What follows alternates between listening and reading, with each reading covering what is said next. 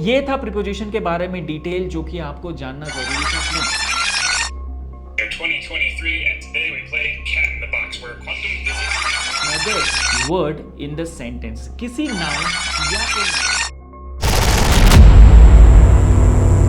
तो हो जाइए तैयार बनने के लिए ज्यादा समझदार। और इस वीडियो में हम डिस्कस करने वाले बहुत इंपॉर्टेंट टॉपिक जिसका नाम है प्रीपोजिशन। सबसे पहले हम इसके बारे में समझेंगे क्या होता है प्रीपोजिशन, उसके बाद देखेंगे कुछ एग्जांपल्स जहां से आपको क्लैरिटी आ जाएगी इसके डेफिनेशन के बारे में और आपको पता चल जाएगा किस तरीके से हम इसको यूज कर सकते हैं। उसके बाद हम देखेंगे इंफोटेनमेंट, जहां पर आपको रियल लाइफ में कैसे यूज होता है, कैसे लोग बोलते समय, लिखते समय, पढ़ते समय इसका यूज करते हैं। और लास्ट में होगा हमारा क्विज जिसका आंसर आपको देना है बेस्ड ऑन कितना आपने सीखा है इस वीडियो से, ताकि आपको भी आइडिया लग जाए कि ये वीडियो आपके लिए अच्छे से इफेक्टिवली काम कर रहा है कि नहीं, कितना आप समझ रहे नहीं समझ रहे, और हमें भी आइडिया लग जाएगा कि कैसे हम इन वीडियोस को और अच्छा से अच्छा बना सकते हैं आपके लिए, ताकि आपको भी पढ़ने में समझने में आसानी हो। सबसे पहले शुरू करते हैं डेफिनेशन से। तो पहला है हमारा preposition.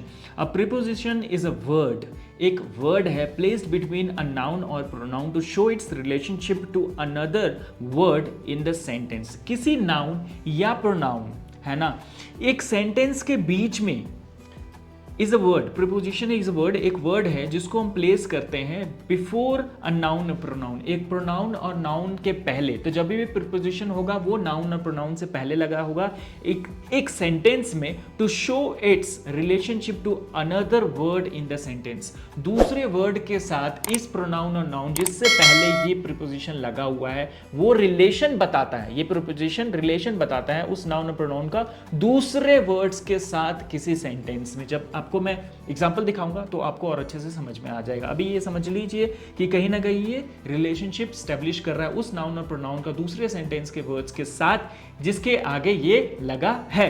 Preposition typically indicate direction, location, time और मैनर। ये टिपिकली आपका इंडिकेट करता है या तो डायरेक्शन या लोकेशन या टाइम या manner, and help clarify how different elements within a sentence are related, और क्लैरिफाई करता है कि कैसे डिफरेंट एलिमेंट्स जो हैं एक सेंटेंस में वो एक दूसरे से संबंधित है, रिलेटेड हैं। So direction, location, time and manner जो है कहीं ना कहीं इंडिकेट करता है, ये चीज आपको याद रखनी है। और रिलेशन स्टैब्लिश करता है नाउन के या प्रोनाउन के आगे लगा रहता है एक सेंटेंस में। अब देखिए कुछ सेंटेंस जैसे ओ and on.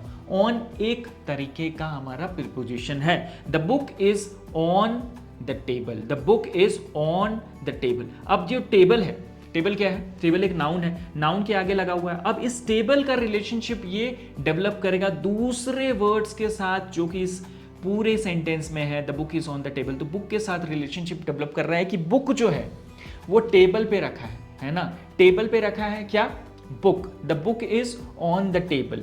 The cat is under the chair. अब ये जो चेयर है इसका रिलेशन डेवलप कर रहा है ये जो वर्ड है अंडर दूसरे वर्ड्स के साथ, जो कि है मोस्टली यहाँ पे जो हाईलाइट हो रहा है वो है कैट। तो कैट का रिलेशनशिप डेवलप कर रहा है चेयर के साथ कि चेयर का क्या लोकेशन है in relative to, in relation to the cat, या फिर कैट का क्या रिलेशन है चेयर, मतलब कि चेयर के कहां पर बैठा हुआ है, कौन से लोकेशन पे बैठा हुआ है हमारा बिल्ली। So the cat is under the table, cat जो है चेयर के नीचे है ना, cat is under the table. तो कहीं ना कहीं लोकेशन पर रहा है। तो हमारा जहां भी direction, location, time and manner की बात हो और ये रिलेशन डेवलप कर रहा है वो वर्ड, तो उसको हम प्रीपोजिशन करते हैं। और प्रीपोजिशन का ऐसा यूज होता है सेंटेंस में। After the dog rain after the ball, after the ball. अब इस बॉल का रिलेशन जो कि एक नाउन है, ये आफ्टर वर्ड जो है जो कि प्रीपोजिशन है वो डेवलप कर रहा है किसके साथ? स्टेब्लिश कर रहा है किसके साथ? इन वर्ड्स के साथ। द डॉग रैन,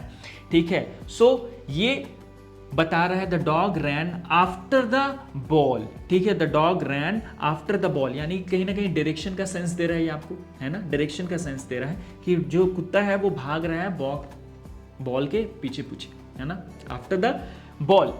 तो इस तरीके से हमारा प्रीपोजिशन यूज होता है। कुछ और सेंटेंसेस है जहां पे आपको प्रीपोजिशन का यूज यहां दिख जाएगा। In the cat is in the box. In जो है प्रीपोजिशन हो गया, बॉक्स जो है आपका नाउन हो गया, और कैट जो है यहाँ पे रिलेशन स्टेब्लिश हो रहा है कैट और बॉक्स के बीच में। कहाँ पे है बिल्ली?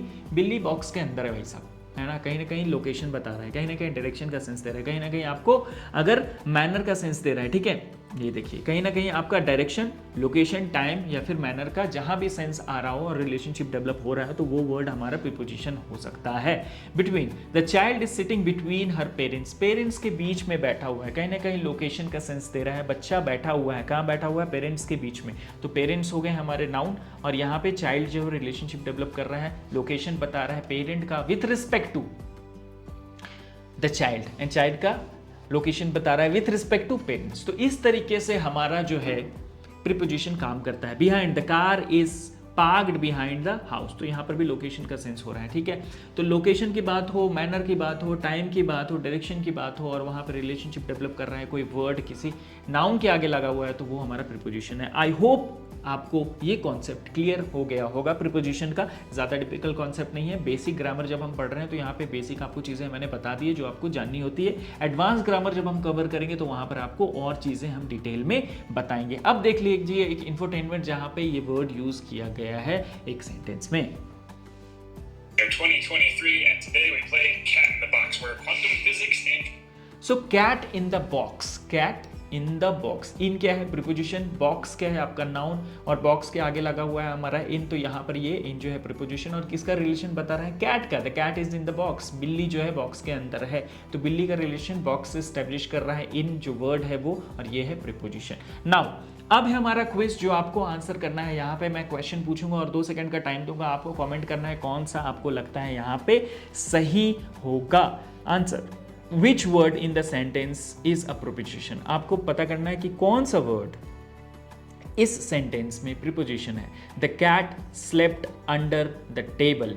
The cat slept under the table। 2 second आपके पास, जल्दी बताइए कौन सा यहाँ पे वर्ड है जो स्टेब्लिश कर रहा है रिलेशनशिप, कौन सा या नाउन है, जल्दी से आपको यहाँ पे समझना है।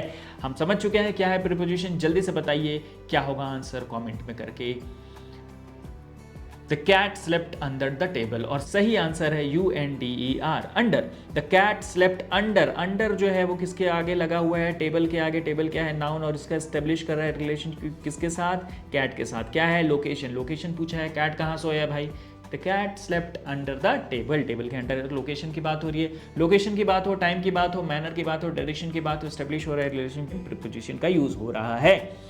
Identify the preposition in this sentence. She walked across the street. अब जल्दी से बताइए इसमें कौन सा वर्ड आपको लगता है प्रीपोजिशन है। आपके लिए आसान हो गया होगा क्योंकि कहीं ना कहीं आप जो है कॉन्सेप्ट को अच्छे से समझ गए हैं और सही आंसर है इसका टिक टिक 1, टिक टिक 2, जल्दी से कमेंट कीजिए। सही आंसर है अक्रॉस। अक्रॉस लगा स्ट्रीट के आगे, स्ट्रीट नाउन है और यहाँ पे शी वॉक्ड ये जो है पार्ट इसका एस्टेब्लिश कर रिलेशनशिप स्ट्रीट के साथ, अक्रॉस वर्ड है। She walked across the street, है ना, अक्रॉस द स्ट्रीट वो वॉक कर रही है। नेक्स्ट है हमारा sentence, he put the books beside the lamp. He put the books beside the lamp. जल्दी से बताइए कौन सा आपको लग रहा है वर्ड यहाँ पे प्रीपोजिशन है। टिक टिक 1, टिक टिक 2 और सही आंसर है बिसाइड। बिसाइड जो लगा है लैम्प के आगे वो यहाँ पे दूसरे वर्ड के साथ इसका रिलेशनशिप स्टैब्लिश कर रहा है और कुछ इस तरीके से हमारा प्रीपोजिशन काम करता है सेंटेंस में और स्टैब्लिश कर रहा है रिलेशनशिप और एक बहुत अच्छा मीनिंग देता है सेंटेंस को। तो ये था प्रीपोजिशन के बारे में डिटेल जो कि आपको जानना ज़रूरी था क्योंकि बहुत सारे एग्जामिनेशंस में ये पूछा जाता है, बहुत सारे गवर्नमेंट एग्जामिनेशंस में जहाँ पर इंग्लिश ग्रामर से क्वेश्चंस आते हैं, इंग्लिश से क्वेश्चंस आते हैं, वहाँ पे ये आपको कॉन्सेप्ट हेल्प कर सकता है।